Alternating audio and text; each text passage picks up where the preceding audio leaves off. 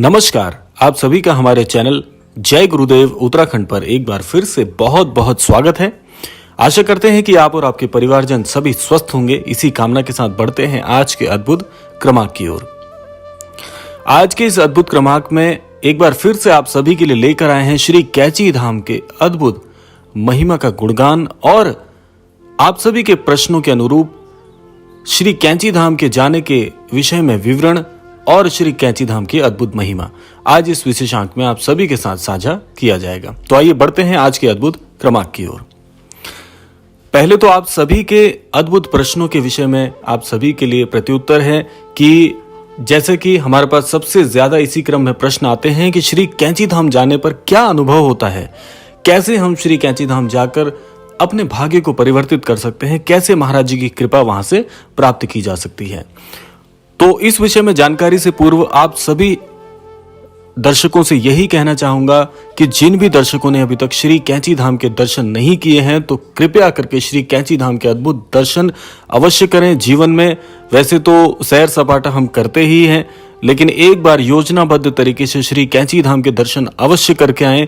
निश्चित तौर पर आपके जीवन में कुछ बहुत ही सकारात्मक अनुभव आपको प्राप्त होंगे।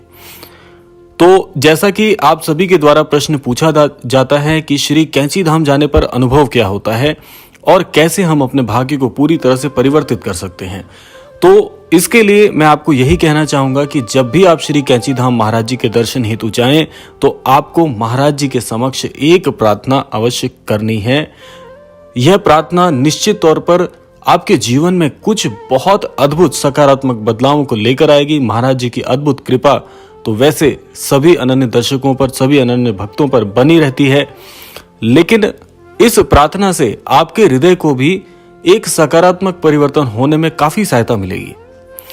वैसे तो श्री कैची धाम का जो महाराज जी का अद्भुत धाम है, वहां पर विविध प्रकार की जो ऊर्जाएं हैं, सकारात्मक ऊर्जाएं जो कि आपको या आपके हृदय को अंतर्मन तक छू लेती है, स्पर्श कर लेती है। महाराज जी के विषय में तो आप सभी जानते हैं कि महाराज जी बड़े ही अद्भुत हैं, बड़े ही दयालु हैं।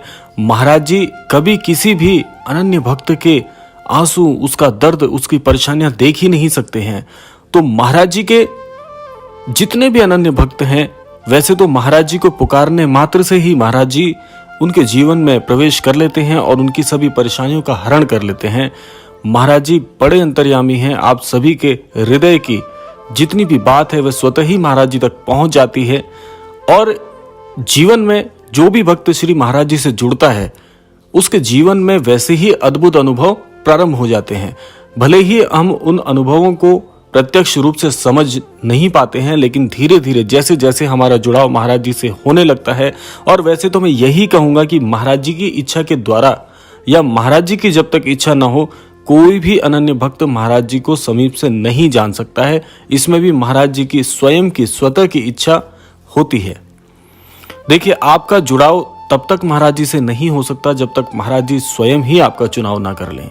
और जिस भी अनन्य भक्त को महाराज जी से मिलने की बड़ी ही घनिष्ठ इच्छा हो रही है या जो भी जन महाराज जी को जानने का आज प्रयास कर रहे हैं, उसमें भी महाराज जी की ही इच्छा है। और ये महाराज जी का एक अद्भुत कथन मैं आपको सुनाना चाहूंगा।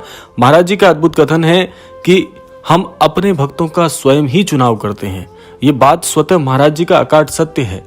तो इसीलिए जो भी भक्त आज महाराज जी को जानने के लिए प्रयासरत हैं, महाराज जी के धाम को जाने की बड़ी ही अद्भुत इच्छा हृदय में संजोए हुए हैं, या महाराज जी की शिक्षाओं के अनुरूप अपने जीवन में कार्य कर रहे हैं, या महाराज जी की शिक्षाओं के साथ साथ समाज में अपनी जिम्मेदारी को संभाले हुए हैं, तो ये जितने भी कार्य हैं इसमें आपकी इच्छा नहीं चल रही, इसमें महाराज जी की सद्बुद्धि है आपके ऊपर, महाराज जी की कृपा है आपके ऊपर। महाराज जी स्वयं ये चाहते हैं कि आपके द्वारा यह कार्य हो, तो ये सब कुछ उनकी ही इच्छा से हो रहा है। तो इसीलिए मैं आपको यही कहना चाहूंगा कि महाराज जी से जब आप जुड़ते हैं तो उस अनुभव का जो व्याख्यान है आप कभी भी शब्दों में नहीं कह सकते हैं, उसको शब्दों में पिरोया नहीं जा सकता है। तो इसीलिए जब भी आप कैची धाम जाएं तो श्री महाराज जी के समक्ष एक प्रार्थना आपको अवश्य करनी है। आप इस प्रार्थना को अपने शब्दों में अवश्य कह सकते हैं, क्योंकि शब्दों का चुनाव सबका अलग अलग हो सकता है, लेकिन जो भावना है वे एक ही है। वह भावना क्या है, वे शब्द क्या है और वह बात क्या है जो आपको महाराज जी के समक्ष कहनी चाहिए। आपको यही कहना है कि हे महाराज जी, मैं बड़ी ही आस लेकर आपके पास आया हूँ, जीवन में पूरी तरह से निराश होकर आया हूँ। मैं चाहता हूँ कि हे महाराज जी, मुझे अपने जीवन में अपना सानिध्य आप प्रदान करिए, अपनी कृपा मुझ पर बनाए रखिए, और मैं यही चाहता हूँ कि आपकी शिक्षाओं के अनुरूप अपने जीवन में आगे बढ़ूँ। और महाराज जी को जब आप इन सभी भावनागत शब्दों से महाराज जी को आप पुकार करते हैं, महाराज जी के समक्ष अपने दुखों को, अपनी परेशानियों को रखते हैं, अपना हाल महाराज जी को बताते हैं, तो महाराज जी इतने दयालु हैं कि महज आपकी बातों से ही आपके पूरे जीवन को परिवर्तित कर देते हैं। सकारात्मक इतने अनुभव आपके जीवन में होते हैं, जो परेशानियां चल रही होती हैं क्षण भर में उनका निदान हो जाता है। और दुख भंजन है महाराज जी। जैसे आप जानते हैं, श्री हनुमान जी ने श्री राम जी के जो बड़े कठिन दुख थे उन सब का हरण कर लिया, उसी प्रकार से हनुमान जी स्वरूप श्री महाराज जी आपके जीवन के सभी दुखों को यूं ही क्षण भर में ही हर लेते हैं। महाराज जी वैसे तो सबके हृदय का हाल जानते हैं, लेकिन फिर भी आपको अपनी बात कहने में संकोच नहीं करना चाहिए। इसीलिए मैंने आपको कई क्रमांकों में पहले भी बताया है कि आप किसी भी अपने हृदय के हाल को महाराज जी से बताने में बिल्कुल संकोचित मत होइए। सब कुछ हृदय खोलकर महाराज जी के समक्ष रख दीजिए। यूं समझ लीजिए कि आप अपने कोष की पूरी जो चाबी है वो महाराज जी के चरणों में समर्पित कर दीजिए। महाराज जी आपके जीवन को इतना अद्भुत बना देंगे कि आपकी सभी परेशानियों का हल भी होगा, आपको सन्मति सद्बुद्धि महाराज जी प्रदान करेंगे। और सबसे अद्भुत बात जो है कि आध्यात्म में आपको इतनी रुचि बढ़ जाएगी कि आप श्री राम जी को, श्री हनुमान जी को और जितने भी हमारे धर्म ग्रंथ हैं उनके अध्ययन में आप पूरी तरह से समर्पित होने के लिए आपका हृदय जागृत हो जाएगा। महाराज जी स्वयं कहते हैं कि हम हृदय परिवर्तित करते हैं, हम कुछ नहीं जानते, हम सिर्फ यह जानते हैं कि जो अनन्य भक्त हमारे पास आता है उसका हृदय परिवर्तित कर देते हैं। और हृदय परिवर्तित जिस व्यक्ति का हो गया उसका संपूर्ण जीवन ही बदल गया, आपका संपूर्ण भाग्य बदल जाएगा। क्योंकि भाग्य बदलने का सबसे बड़ा जो कारक होता है वह है हृदय का परिवर्तन।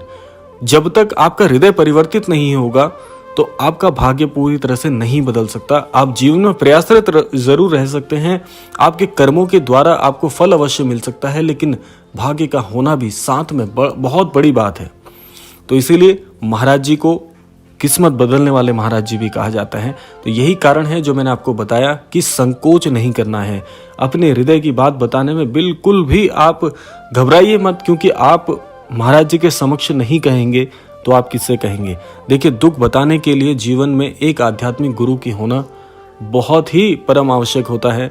और जिसके जीवन में उसके गुरु का साथ उसके पूरे जीवन में है तो ऐसे मार्गदर्शन से ही जीवन में आगे बढ़ा जा सकता है। जैसे कि आप सभी जानते हैं कि जब हम शिक्षा लेते हैं तो शिक्षा प्राप्त करने के लिए भी जीवन में एक गुरु की परम आवश्यकता होती है। क्योंकि ये हमारे शास्त्रों में भी कहा गया है कि बिना गुरु ज्ञान कहाँ से पाएं। तो इसीलिए जीवन में गुरु होना परम आवश्यक है। और जब सद्गुरु आपके साथ हो तो ऐसे भक्त को घबराने की, जीवन में डरने की आवश्यकता है ही नहीं, आपको किसी का भय नहीं है। तो इसीलिए सदैव सत्य के मार्ग पर चलिए और जीवन में आपके साथ सद्बुद्धि, सन्मति और आध्यात्मिक ज्ञान होगा तो आप जीवन में कभी भी मार नहीं खा सकते, गलत कामों को नहीं कर सकते, आपके द्वारा कोई भी पाप कर्म नहीं हो सकता। और यदि आपके जीवन में ऐसा कुछ होने भी वाला होगा तो आपको आपके सद्गुरु वहां से निकाल कर ले ही आएंगे। और ये विश्वास आपके हृदय में होना भी चाहिए। तो इसीलिए जब भी आप श्री कैंची धाम जाएं तो ये बातें कभी ना भूलें और इनको अपने जीवन में उतारें।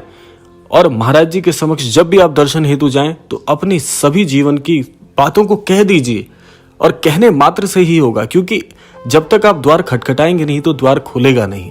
तो इसीलिए आपको जाना होगा, आपको महाराज जी के समक्ष अपनी सभी बातें रखनी होंगी। निश्चित तौर पे आप देखिएगा आपका भाग्य भी संपूर्ण रूप से आपका साथ देगा और आपको जीवन में आध्यात्मिक तरक्की अवश्य मिलेगी। इसी कामना के साथ विदा लेने का समय आ गया है, लेकिन विदा लेने से पूर्व प्रार्थना का समय है। तो आज के इस क्रमांक से यही प्रार्थना करना चाहूंगा श्री महाराज जी के चरण कमलों में कि हमारे सभी अनन्य दर्शकों को सद्बुद्धि दें, सन्मति दें, उनके जीवन में आध्यात्मिक विकास हो, ईश्वर के प्रति आस्थावान बनाए रखें और जीवन में यूं ही आगे बढ़ते रहें। इसी की कामना के साथ विदा लेते हैं, मिलते हैं अगले क्रमांक में। तब तक के लिए जय श्री राम, जय गुरुदेव, जय उत्तराखंड।